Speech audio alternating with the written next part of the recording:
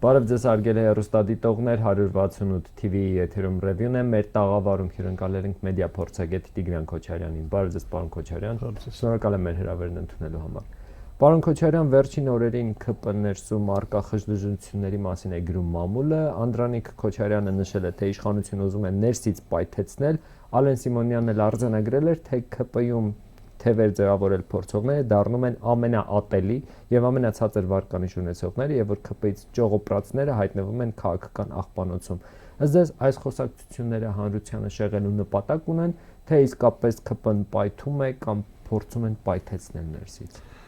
ԿՊ-ն մտել է կլասիկ process-ի մեջ, երբ որ այսպես բացարձակ իշխանությունից, ոտքերը գետնից կտրվում են եւ արդեն պայքարը ոչ թե ընդդիմության հետ է, որը կրկին ժամանակավորապես ինչ որ դաթարի կամ իրեն վերգտնելու մեջ է, այլ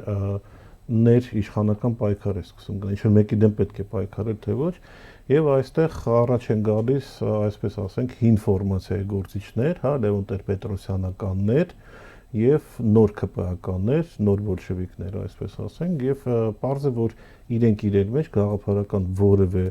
ուրեմն շփման եզր չունեն, օրինակ ինչի մասին կարող է Անդրանիկ Քոչարյանը ինչ որ մի սորոսականի հետ շփվի, որ թեմայի շուրջ, կամ Խաչատուր Սուքիասյանը, չգիտեմ, Մխիթար Հայրապետյանի հետ գլոբալ առումով, երկու տարբեր սերունդներ, երկու տարբեր գաղափարներ, այնտեղ այսպես կոչված կվազի բուրժուազիա, այստեղ կվազի ինչ-որ բան սորոսականներ եւ պարզ է, որ սկսում են իրար վրա քաշել վերմակը եւ այստեղ Անդրանիկ Քոչարյանը մտել է այն հին սիրած ինտրիգների փուլ, երբ որ ժամանակին էր Գյումրիի համարամարզպետ լինելով, ինտրիգաներ էր գործում, հետո բոլորս գիտենք, որ այն գիշատիչների նման դեռևս Վազգեն Սարգսյանի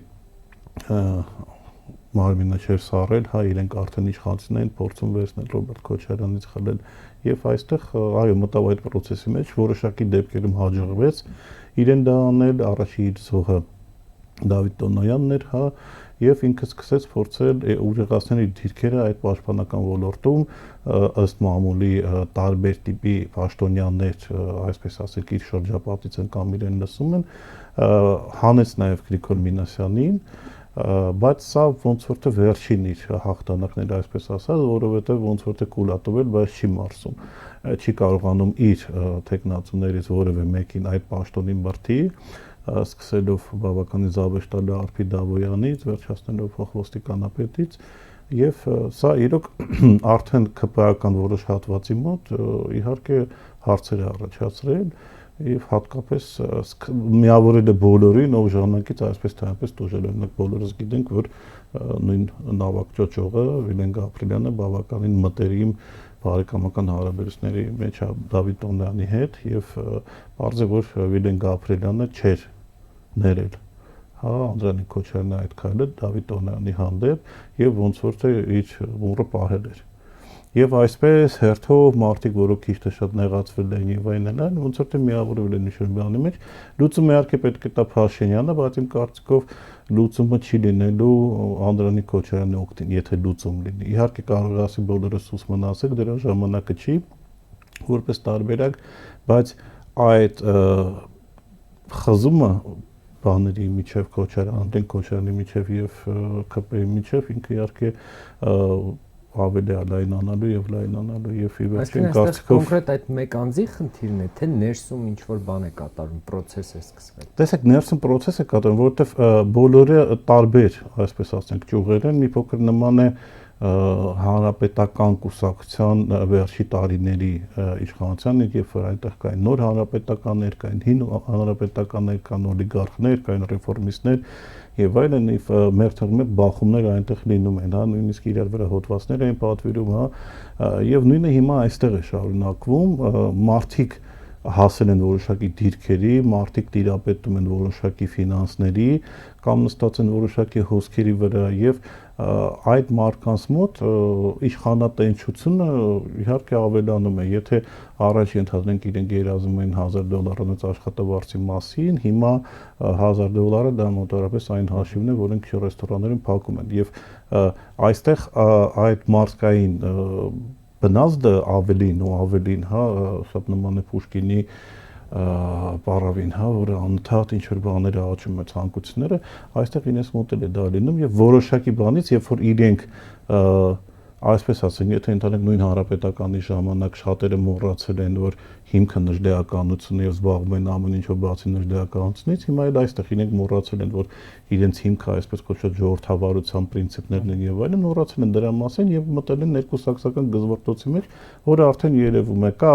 ուժայինների բլոկ, ելի եմ ասում, կա հին լևոնականների բլոկ կա, սորոսականների բլոկ կա, հանրապետականից կամ նախկին իշխանությունից փախածների բլոկ եւ իրենք իրեր հետ որևէ գաղափարական կապ չունեն, հա, այս խմբակները ուղղակի ենթարկում են Նիկոլ Փաշինյանին կամ Նիկոլ Փաշինյանի բերած ուժերին, այդ թվում նաեւ արտահարմացան դեսպանատներին եւ դեռևս այդ ստատուս կոն որ պահպանում են դրա շնորհիվ որ վերևից դուբինկով անընդհատ խփում են ասում են խելոք մնացեք, բայց մի օր դա պայթել է, որտեղ էլ եմ ասում, ես որևէ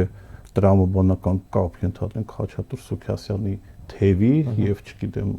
ջահել սորոսականների թևի մեջ չեմ տեսնում։ Այսինքն այդ պայթյունը ներսից է լինելու ամեն դեպքում, թե արտաքին ազդեցություն պետք է լինի։ Գիտեք,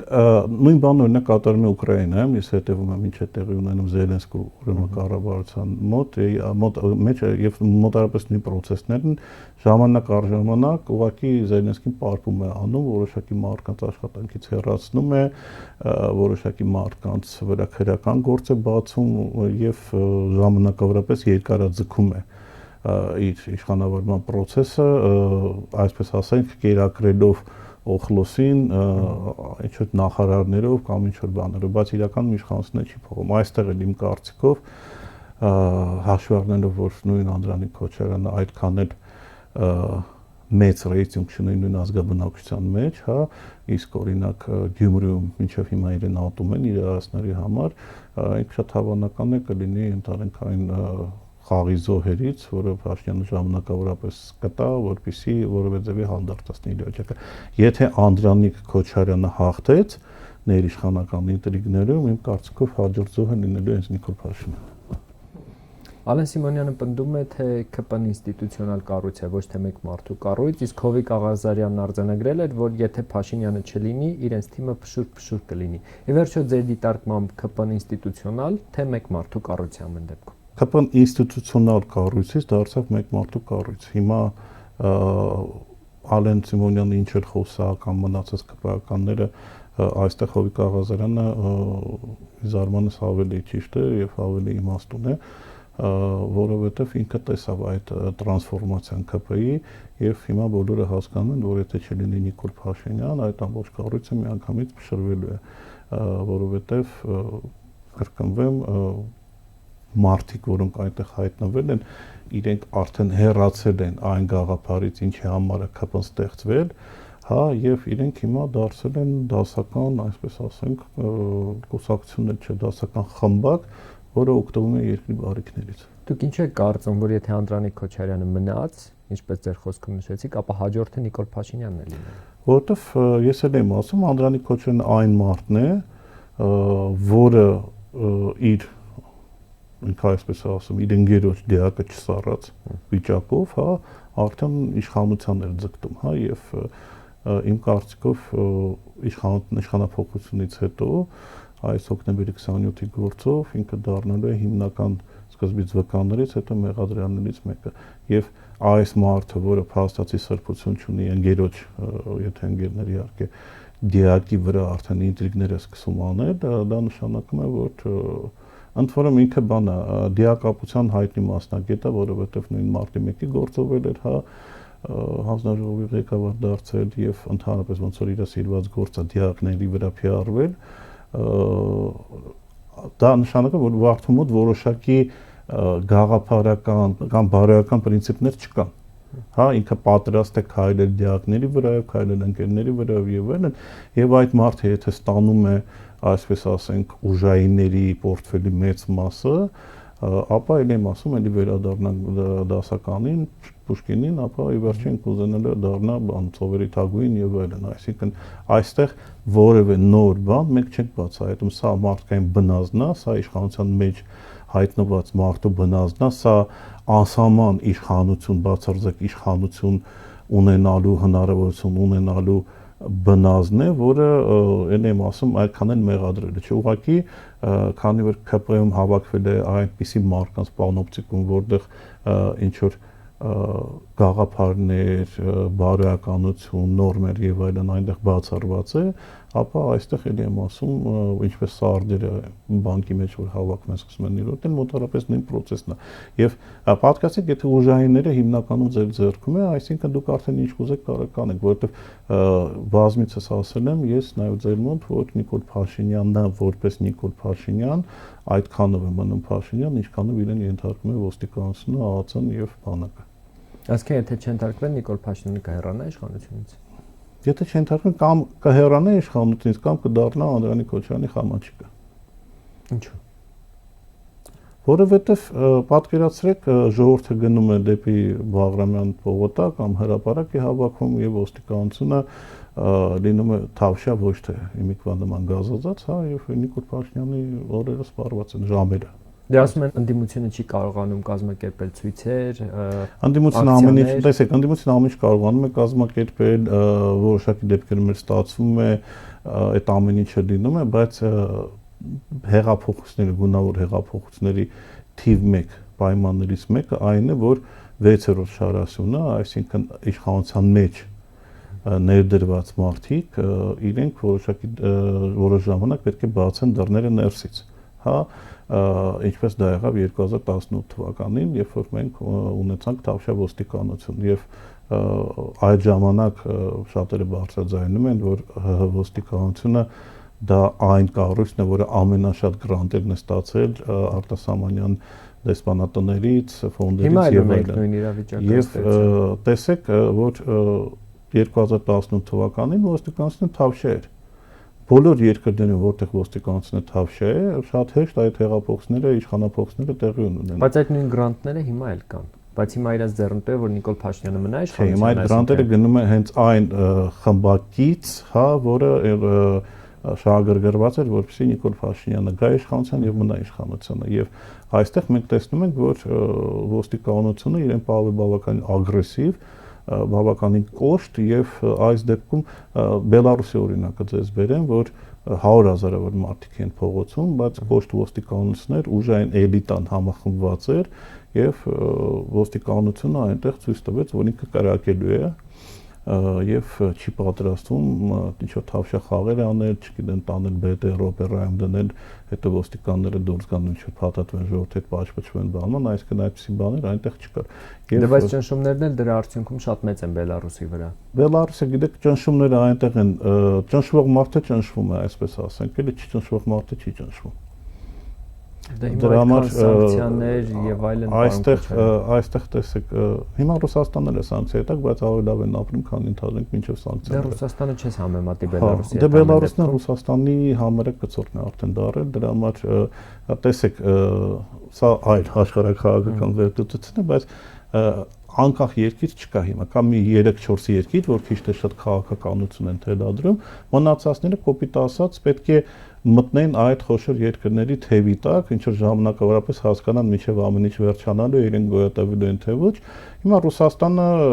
Բելարուսը այդ թևը գտել է իր համար, հա, էթիկունքում Ռուսաստանն է, չգիտեմ, Իսրայելի համար ԱՄՆ-ն է, Հայաստանի համար Թուրքիան է դառնում դանդաղ բավականին արագ։ Եվ ասածս ինչ է, եթե քո ուժայինները պատրաստ են քո համար կանգնել, դու անverջ կմնաս։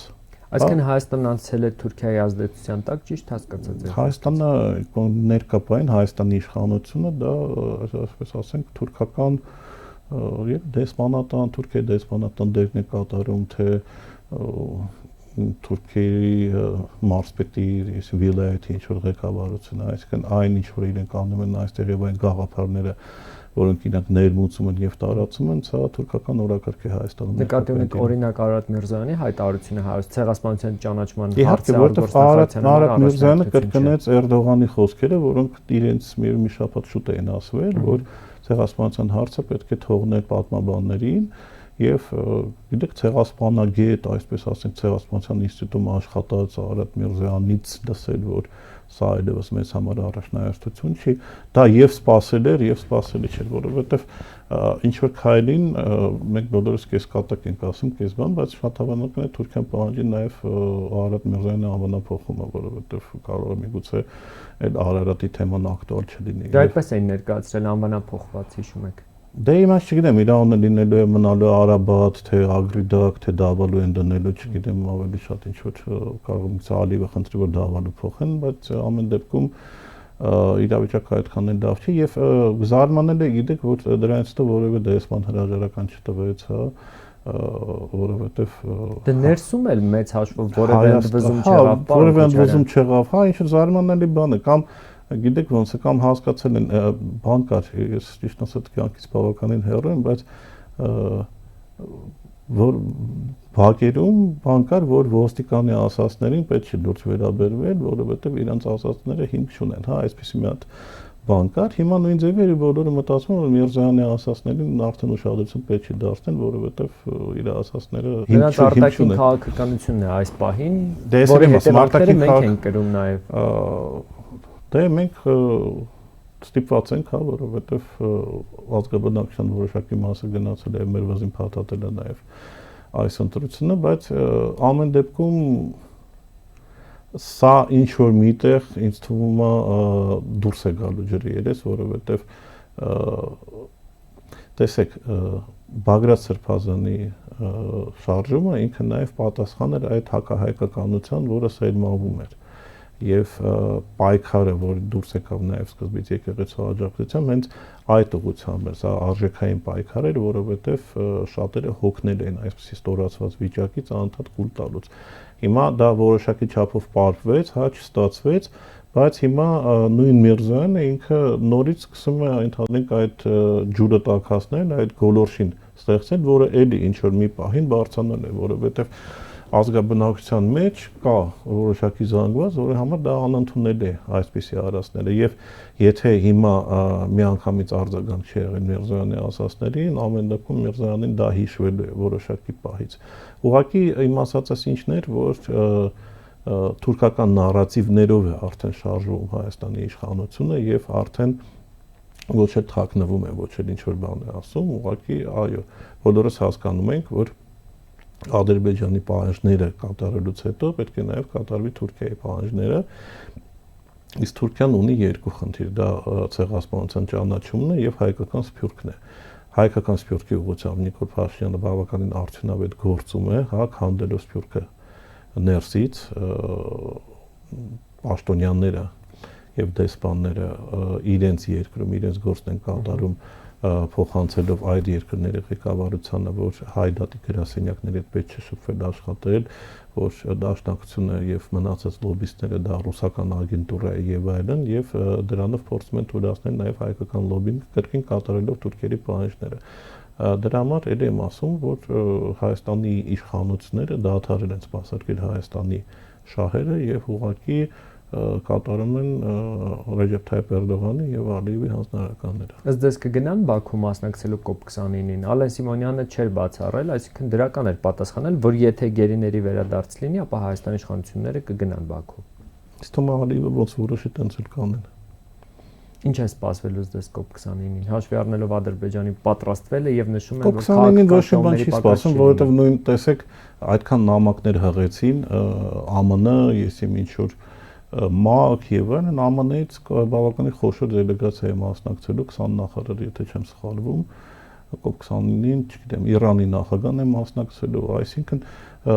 այս բոլորը օդի տատանումները, այսպես ասած, թող չնեղանան, հա, իմ ընդդիմադիր գոլեգաները,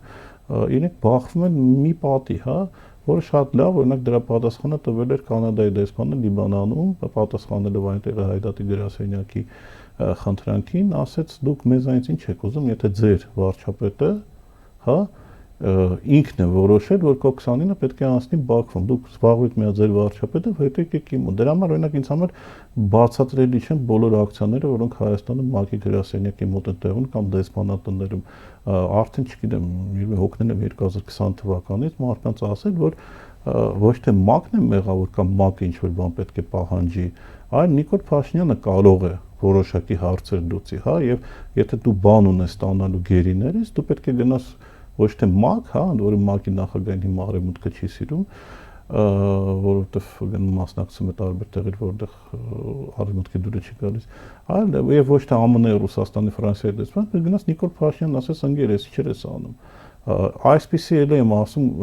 աննպատակ գոլորշի բաց թողումը 8-ի տատանումը որևէ արդյունքի չի բերում եւ մենք տեսանք որ որևէ այսպես ասենք դեմարշ խոշոր երկրներից այդպես էլ չեղավ։ Իրենք գնում են մասնակցել, որովհետեւ Հայաստանն է այդ մասնակցության թույլտվությունը տվել, Հայաստանն է համաձայնվել։ Հիմա Նիկոլ Փաշինյանը կքերի մի քանի գերի, թե չի քերի,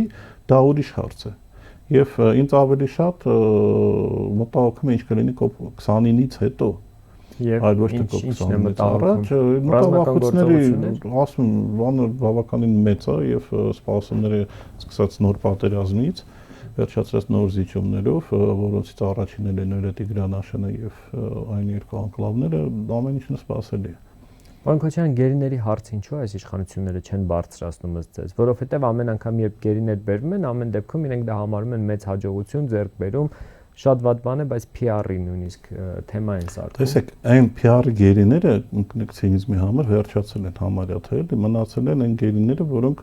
տհաճ են Փաշինյանի համար եւ ինքը նաեւ ուրախ է, որ այդ գերիները, խոսքը գնում է Արցախի ռազմաքաղաքական ղեկավարության մասին, Ադրբեջանում, այսինքն իրեն ձեռ չի տա, որ Բակո Սահակյանը ընդհանրենք կամ, չգիտեմ, Դավիթ Իշխանյանը կամ այլ մարդիկ վերադառնան։ Իսկ Արայք Հարությունյանը։ Արայք Հարությունյանը, գիտեք, բարդ է այդ մարդու մասին ինչ-որ բան ասել, բայց ճիշտ կլինի, որ ինքը դատվի Հայաստանում, այլ ոչ թե Բաքվում, ամեն դեպքում, հա, որովհետև իր արասները նաև Հայաստանում բավական շատ քրեական հոդվածներ կան իր վրա եւ գլոբալ առումով էլ եմ ասում Փաշինյանի մոտ երկու ձևի գերիներ կան, լավ գերիներ եւ վատ գերիներ։ Լավ գերիները էլ եմ ասում հիմնականում սպառվել են, կարողացել է բերել վատ գերիներ, ինքը չի ուզենա բերել, որովհետև գլխացավանք ինձ համար, հա, պատկերացրեք Ռուբեն Վարդանյանը իր ամբիցիաներով, Բակո Սահակյանը, որը կարողանա արցախցիներին միավորել ինչ-որ բանի շուրջ, հա, այսինքն այստեղ կստանա այն ինչ որ ինքը անում է պարակտելով արցախցիներին այստեղ եւ ստիպելով իրենք որ Հայաստանից դուրս գան, շատ հավանական է Արցախի այդ ռազմական ղեկավարությունը վերադառնա, համախմբում տեղի ունենա իրենց մեջ, հա, իրեն դա ձեռ չի տալիս։ Դրա համար բայց այստեղ որևէ հարցում համախմբում իրականում տեղի չի ունենում։ Ունենք հստակ զանգված, որը դուրս է գալիս փողոց, ընդդիմադիր հստակ զանգված, ով պատրաստ է ակտիվ գործողությունների, մնացածը пассив հետևորդների կարգավիճակում է։ Դեք пассив հետևորդներն են ժամանակ առ ժամանակ միանում եւ ասեմ օրինակ Բագրատ Սրբազանի շարժման ժամանակ սկզբում, հա, մայիսի 9-ին օրինակ ես հրապարակում եմ եւ ես անծանոթների թիվը բավականին շատ էր, շատ էր, այսինքն այն ժամանակ նաեւ Սրբազանի շարժմանը միացել են մարդիկ, որոնք մինչ այդ пассив էին, որովհետեւ տեսեք ակտիվ զանգվածի մի մասը հիաստափվում է, մի մասը Հայաստանից գնում է, հա, որովհետեւ իրեն չի տեսնում Հայաստանում այս պրոթուրքական իշխանության ներքո գործունեություն ծավալելու, բայց համալրվում է այլ դժգոհ ժողովրդով։ Հիմա Բագրատ Սրբազանը սկզբից կարողացավ նաեւ որոշակի շերտեր միավորել իր շուրջ, հա, որոնք մինչ այդ չեն միանում։ Հա, կան օրինակ արմատական անդիմադիրներ, որոնք հիմա չեն գնում հավաքների, որտեղ իրանք համարում են, որ այսպես պետք չէ, անել ընդհանրենք իրենք ուրիշ առաջնորդ։ Ասում են փողոցով չի հեռանալու ի վերջո Նիկոլ Փաշինյանը։ Գիտեք, փողոցով հեռանալու թե չի հեռանալու, փողոց ամեն դեպքում պետք է լինի։ Փողոցը քաղաքագիտական առումով ինքը բավականին մեծ դեր է կատարում, ինքը պատկերն է տալիս, որովհետև եթե դժգոհ չեն մարդիկ, դժգոհություն չկա փողոցում, ապա ինչի ղեկավարությունը պետք է հեռանա։ Դրա համար բոլոր process-ներում, հա, որոնք ձգտում են իշխանափոխությանը, պետք է փողոց լինի, որ հղվեն, ասեն, տեսեք, մարդիկ դեմ են։ Այսինքն փողոցով եթե ուզում են իշխանափոխություն անեն ոչ ընտրությունների միջոցով, փողոցը միակ տարբերակն է։ Փողոցը դա այն տրիգերն է, որի վրա արդեն գալու են իշխանական պարակտումները, աշխարհակական կոնսենսուսի ճաքը, այսպես ասենք, եւ գործունեության process-ը կգնա։ Եթե փողոց չլինի, իհարկե շատ բարդ կլինի, ընդհանրենք այն աշխարհակական կենտրոնում ասել կներես դու լեգիտիմ չես։ Բայց նույն մայիսին դուք եք նշում, որ այդքան մարդ կար փողոցում, բայց մեծ արդյունք չգրանցվեց։ մեծ արդյունք չգրանցվեց, որովհետև այն process-ները, որը պետք է դրանից հետո գնային, իրանք չգեներացվեցին եւ ցավով եմ ասում, ընդդիմության մեջ կան նույնիսկ խմբեր, որոնց այդքան էլ ձեռնտու չի, որ իշխանափոխություն տեղի ունենա հիմա եւ որոնց համար գերադասելի է գնալ, չգիտեմ, պարլամենտում որոշակի ինչ-որ տոկոսներ հավաքել եւ այլն, որովհետեւ եթե հիմա լինի իշխանափոխություն, իշխանության կգան որոշակի դիմադիր խմբեր եւ մնացած այսպես կոչված ընդդիմադիր կամ Փաշինյանի հերացմանը սպասող կամ փոխության սպասող, իրանք իշխանական լծակներ չեն ունենա։ Եղավ որ ընդդիմության ներսում չկա միասնություն, դրա համար Նիկոլ Փաշինյանը շարունակում է մնալ իշխանության։ Չկա միասնություն եւ Նիկոլ Փաշինյանի միջեւ եւ մոտ եւ ընդդիմության մոտ եւ նույնիսկ նույն ընդդիմությունը ինքը իր գաղափարներով էլ տարբեր է, հա, կա բան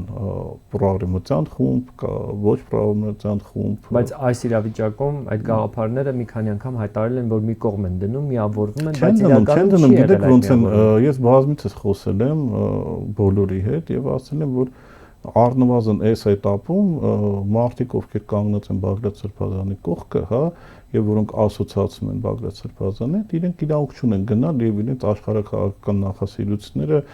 հանրայնորեն հրճակել, հա, որովհետեւ նույն կենտրոնները իրանք հետևում են այդ ամեն ինչին եւ եզրակացնում են։ Եթե Բագրատ Սրբազանը իրան այդ մասով բավականին ճիշտ է պահում, հա, եւ որևէ այսպես ասենք կոնկրետ կարծիք չի արտահայտում, որովհետև սխալ է որոշակի կարծիքներ կոնկրետ արտահայտել, բայց դրա տեղը գնում են ենթադրենք այլ փորձագետներ կամ մարդիկ, ով ուղիղ կապ ունեն իր հետ, եւ չգիտեմ, հեռուստատեսությունից կամ կայքերից կամ հարցազրույցների ժամանակ սկսում են ծաղրել որոշակի աշխարհակական կենտրոններին, հա, անպատվել իրենց եւ այլն, եւ դրանից հետո հետո նեղանում են, ասում են, բա մեզ ինչի չեն լսում, մեզ ինչի չեն հասկանում, դրա պատճառով է։ Եվ սա պետք է բան անել, թարգել։ Հիմա տեսեք,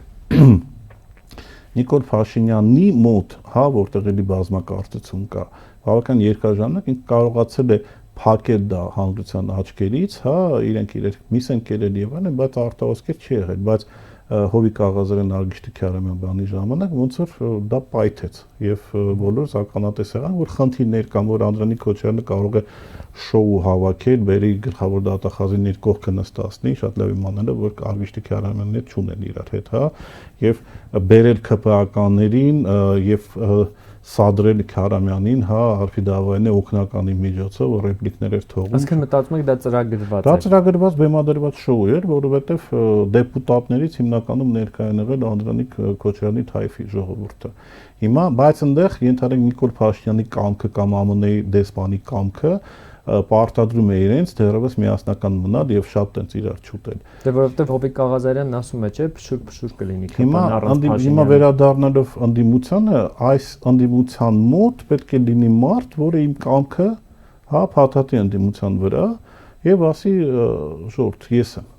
հա, Բագրատ Սրբազանի մոտ այդ փորձը եղավ, ինքը արդյունավետ աշխատեց մինչեւ այն պահը, որ Բագրատ Սրբազանը մի քիչ բան ասեմ, երկու էություն ունի, հա, arczepiskoposi, մեկ էլ քաղաքական գործ չի։ Եվ կախված նրանից, որ էությունն է իր մեջ հաղթում, այնտեղ անդիմադիր process-ը կամ լավանում է կամ վատանում է։ Երբ որ Բագրատ Սրբազանը գնում է դեպի քաղաքական գործիչ, հա, ինքը դառնում է բավականին թույլ եւ անպաշտպան։ Եվ իր հետ կարելի է անել նույնը, ինչ որ արվել է, ընդհանրենք մեր դասական ընդդիմության հետ, հա։ Երբ որ ինքը գնում է դեպի աստվածային մաս, հա, դեպի հոգևոր մաս, այնտեղ բարդ է իր հետ պայքարել։ Որտեղ ինքը arczepiskoposը Աստծո նվիրյալ է, գաղափարը կից է եւ այլն, ինքը ունի մեխանիզմներ, ինքը ունի գործիքակազմ, որը չունի սովորական դասական ընդդիմադիրը, հա, պատկերացրեք դասական ընդդիմադիրը չի կարող գա եւ ներել ընդհանրենք ոստիկանին, հա, պատկերացրեք դասական ընդդիմադիրը գալիս է միրոն է 20 բանի ճակատին, հա, այդպիսի բան անհնար է։ Ինքը այդ գործիքակազմը ունի եւ որ ինքը դա կիրառում էր եւ մենք տեսնում ենք բավականին շատ մարդ հավաքվեց, որտեղ բայց դրանով իշխանափոխություն անել հնարավոր է։ Դրանով հնարավոր, այսպես ասեմ, մայիսի 9-ին շատ մոտ էին իշխանափոխությանը, իրոք շատ մոտ էին, որովհետև ել եմ ասում, Սրբազանը կնեք բառս համար տուպիկի մեջ էր գցել իշխանությանը, որտեղ իշխանությունը գիտեր ինչպես պայքարել դասական մեթոդներով, դասական անդիմադիրների դեմ, իսկ այստեղ դեմ ելավ մարդ, որը աստծո հետ կապ ունի, գաղափարապես ամուր է եւ այլն։ Սա իշխանության համար բարդույթ էր, ինչպես դա անել։ Բայց հետո նաեւ երևի անփորձությունից, երևի սխալ խորհուրդներից, երևի այն անդիմադիր խմբակներին, որ ձեռնտու չէր, հա, որ Սրբազանը վերցնի իշխանությունը ամեն դեպքում, ամեն ինչ արվեց, որպեսզի իրեն մղեն դեպի, այսպես ասենք, քաղաքական, դասական քաղաքականության դաշտ, որտեղ էլի իրոք խնդիրներ կա։ Եվ այստեղ տարբեր դրվագներից կարող եմ ասել, որտեղ երևաց անփորձությունը կամ երևաց այն, որ կողքից խորհուրդ տվողները ուրեմն կամ չեն իմացել վիճակը կամ հատուկ այնպես արեն, որ չստացվի, դասական օրինակը հմեկ գնալն էր։ Այսինքն հմեկ մտնելը հաղթանակ էր Պետրոս Ղազարյանի հետ զրույցը արդեն այնտեղ զգացվեց, որ կա որոշակի քաղաքական կամ խորհրդատուների խնդիր, որովհետև իմ կարծիքով այլ ձևի պետք է պահվեր այնտեղ քան բան, որովհետև ել եմ ասում հմեկին պարտադրել ընդունելը դա բավական մեծ հաղթանակ է։ Դրանից հետո Պետրոս Ղազարյանի հետ մտնել բանավեճի մեջ, ընդհանրապես խոսել իր հետ, դա արդեն առնվազն հաղթանակ չէ։ Եվ այսպիսի դրվագներ բազմաթիվ են, բայց էլ եմ ասում, իմ կարծիքով այն ինչ որ արեց Բագրատ Սրբազանը, դա ամենասկզբում իշխանության համար մեծ խնդրեմ ստեղծեց։ Էլ եմ ասում, եթե քո իշխանության շատ բարդ է պայքարել գաղափարական մարդկանց հետ։ Եթե մարդը Աստծուն հավատում է, եթե մարդը ամեն ինչ անում է, որ այնպես ապրի, որ երկնային կյանքում հա արժանանա բարիքների եւ այլն, իրենց այստեղ վախացնել, կաշառել, ինչ որ բան պարտադրել, բան իր համար դա ոչինչ է եւ սկզբում դա հենց այդպես էր։ Հա, բայց երբ որ դու արդեն սկսում ես զբաղվել քաղաքականությամբ իր դասական իմաստով, այնտեղ Նիկոլ Փաշինյանը եւ Նիկոլ Փաշինյանի ետևում կանգնած կուրատորները իրենց փորձի արկե շատ ավելի մեծ է, քան Բագրատ Սրբազանի։ Այսինքն Բագրատ Սրբազանը պետք է չասեր, որ ուզում է լինել վարչապետ։ Էլի կարող էր ասել, որ ուզում է, բայց ինքը իր հոգևոր բանից պետք է առաջնային պետք է լիներ իր հոգևոր բաղադրիչը, հետո նոր քաղաքական բաղադրիչ։ Պարոն Քոչարյան, հունվարի 1-ից տրանսպորտի գները 1.5-ից 3 անգամ թանկանալու են, իհարկե իշխանությունները նշում են, որ տարբեր փաթեթներ են պատրաստվում եւ այլն սոցիալական տարբեր խմբերի համար, բայց մենք հիշում ենք, թե ինչ էր կատարում, երբ 50 դրամով էր ուղևորցը թանկանում, նույն բարեփոխումներ անելու նպատակով, թե ինչ ակցիաներ էին տեղի ունենում, ինչու հիմա մենք այդպիսի զանգվածային ակցիաների ես ձեզ ականատես չենք լինում։ Որտեղ ակցիա անողները դարձել են բան, իշխանություն, իսկ նոր ակցիա անողները կամ դեռևս փորձ չունեն, կամ ֆինանսավորում չունեն։ Գիտեք, ակցիա անել օրինակ 100 դրամի դեմ բավականին ծախսատար բան էր, որովհետև օրինակ բենզինի չեկեր են պետք, որ դու կազմակերպեիր ժողովրդին բաներից, կանգառներից հասեն իրենց տուն, հիշում եք, որ որոշակի ընդդիմադիրներ այն ժամանակվա այդպիսի բաներ էին անում։ Մշակույթի գործիչներ։ Հա, բայց բենզինի չեկերը ստանում են բավականին հարուստ մարդկանցից, հա, եւ այսինքն ռեսուրս է պետք։ Եթե ռեսուրս կա, շատ արագ կարելի է այդ ամեն ինչը կազմակերպել, որովհետեւ ժողովուրդը ամեն դեպքում դժգոհ է եւ այն ինչ որ անում է այս իշխանությունը գլոբալ առումով լավ բան է անում, հա, բայց կատարումը սարսափելի է ուղղակի, հա, եւ ես օրինակ եւ առաջ ասում եմ, գիտեք, ինչ որ ժողովրդական բողոքի եւ ցասման բաներ կան, որ ինձ համար օրինակ փոքր զավեշտալ էր, երբ որ վարորդներին զրկեցին ուրեմն գումարը գրպանելուց, հա, այս բան համակարգով, ես այս երկու օրը նկատեցի, որ մարդիկ ասում են փող չունեմ, վարդը ասում են դե գնա նստի։ Այսինքն բողոքն է բողոքը այդպես է, դե ասում են եթե չի հասնում այդ փողը, դե պետությանը չի հասնում, թող գնա նստի։ Այսինքն ինչպես է իշխանությունը քաղաքային իշխանությունը պայքարելու, հա, այս երևույթների դեմ ես չեմ պատկերացնում։ Միգուցե ինչու միայն թելսելը սա է քննարկվում։ Դե սա կաշառքի սխեմա է, կոռուպցիոն սխեմա է, իմ կարծիքով այդ սխեմայի պատասխանատուն վերջ դատվելու է եւ կարող եմ ասել արդեն դատված է, հա, որովհետեւ հարմար բային, ես չեմ Սուրեն Գրիգորյանն կարծեմ, հա, այդ թեմայի կուրացիա անում, հարմար բային Սուրեն Գրիգորյանին կտանեն։ Հա, եթե ժողովրդական դժգոհությունը շատ մեծն է, առաջ թիրախներից մեկը ժողովրդին հրանցնելու, ժողովրդին ուտեսնելու կլինի բան Սուրեն Գրիգորյանը հենց։ Բայց Դուծումը ինչպես են անելու, հա, որովհետև դա շատ բարդ խնդրեմ է։ Չեն կարող իրենք ամեն ենթադրենք ավտոբուսի մուտքի մոտ մի հատ կարմիր բերետավոր կանգնացնեն, որ չգիտեմ, եթե ինչ-որ մարդ առանց տոմսի մտնի գլխին տա, հա։ Դե գուցե գաղափար տվեցիք կանգնեցնել։ Չէ, էլի բան, էլի չկա այդքան շատ ռեսուրս եւ այլն, որովհետեւ այդ կարմիր բերետին էլ պետք է աշխատավարձ տաս, փող տաս, ուտելիք տաս եւ այլն, էլի, այսինքն ընդ որում ազգային մենթալիտետի մեջ այդքան էլ օրինաչափ օրենքի ենթարկվելու բան չկա, այսինքն եթե տեսեք, եթե վարորդն է արդեն ձևերը գտել, հա, ինչպես եւ շարժվել երթով եւ երկար սպասել եւ այլն, ասում է 100 դրամանոց կոպեկ։ Հա, մեր մոտ ասում եմ, չէ, մեր մոտ այդ մարկային պրինցիպը զարգացած է, այդ մարկային պրինցիպը պետության հետ չառնչվելու պրինցիպը, հա, պետությունից օգտվելու պրինցիպը ու փոխհատուցում չանելու, հա, իմ կարծիքով այս ռեֆորմը չի աշխատելու այնպես ինչպես ինքը պետք է աշխատի, ել եմ ասում, որովհետև խնդիրը ոչ միայն ժողովրդի մեջ, այլ այս մարդիկ, այս իշխանության եկած մարդիկ ինչին կպնում են, ավիրում են, էլ երբ ժողովուրդը ասում է Տիգրան Ավիրյան, ինքը շատ ճիշտ է ասում, որովհետև ինչին բան են արել, փորձել են կպնել, այնտեղ խնդիր են ունեցել։ Տրանսպորտային ռեֆորմը կարելի է շատ հանգիստ ձևի անել, շատ ավելի այնպես այն, որ ոչ մի բողոք չներ, որ բոլորը գոհ շնորհակալ լինեն, բայց գիտեք ինչ, նույնիսկ այս նորահայտ իշխանիկների ոճով ոնց թե չէ պետք է անենք։ Դե արեք, եւ արդեն իրենք վերակենդանացնում են Հայկ Մարությանին կրկին, հա, որը հիմա ակցիաները սկսելու անել, շատ ակտիվ այս թեմայի վրա PR-վելու են նաև այլ խմբակցությունները բանի ավակալու եւ չեղած տեղից խնդրեմ են բանել, երբ որ կարելի շատ հանգիստ այդ հարցը լուծել։ Գլոբալ առումով այն ինչ որ նախատեսվում է, ինչ պետք է արվի, ինքը շատ նորմալ է։ Շնորհակալ եմ ձեզ հետաքրքիր զրույցի համար։